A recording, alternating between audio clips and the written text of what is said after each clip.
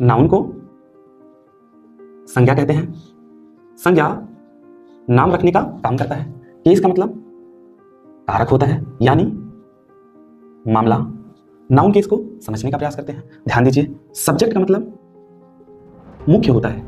Active का मतलब सक्रिय रहना।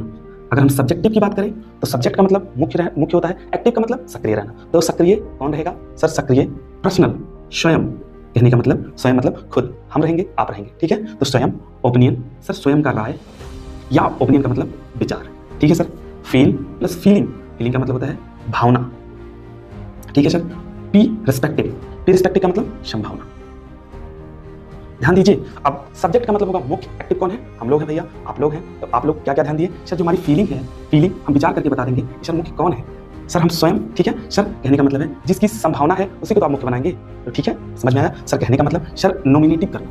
नॉमिनेटिव का मतलब सर उस व्यक्ति का नाम लेना है जो काम करने वाला हो, काम करने वाला, ठीक है, ठीक। अब ध्यान दीजिएगा, नाउन का मतलब संज्ञा। इज यूज्ड, अब ध्यान दीजिए, ये मेन वर्ब है और मेन वर्ब हेल्पिंग वर्ब को अपने साथ लेके चलता है। तो इज यूज्ड मतलब उपयोग करता है, उपयोग करता है। ए मतलब एक, और सब्जेक्ट का मतलब सर सब्जेक्ट का मतलब वही मुख्य होगा जो हमको मुख्य दिखेगा। कहने का मतलब काम करने वाला, तो काम करने वाला मुख्य होता है, ठीक है।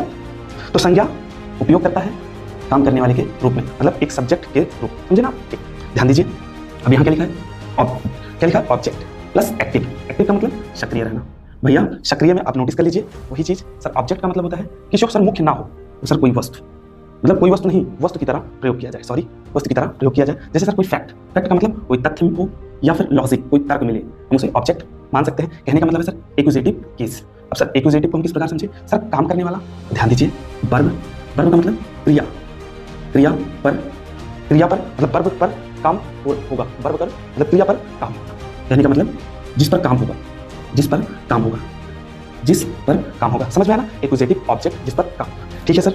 अब इसे क्या? संज्ञा यूज्ड तो आपको पता है मेन वर्ब है और ये हेल्पिंग वर्ब लेके चलता है। उपयोग करता है, उपयोग, संज्ञा इसे उपयोग करता है। एक मतलब एक ऑब्जेक्ट, ऑब्जेक्ट मतलब एक वस्तु के रूप में, मुख्य नहीं, एक वस्तु के रूप में। ध्यान दीजिएगा, जैसे सर जो राम है, अब देखिए राम एंसर्ड, सर ये मेन वर्ब हो गया, द आर्टिकल हो गया, और क्वेश्चंस का मतलब सर कोई क्वेश्चन है तो उत्तर कौन देगा भैया?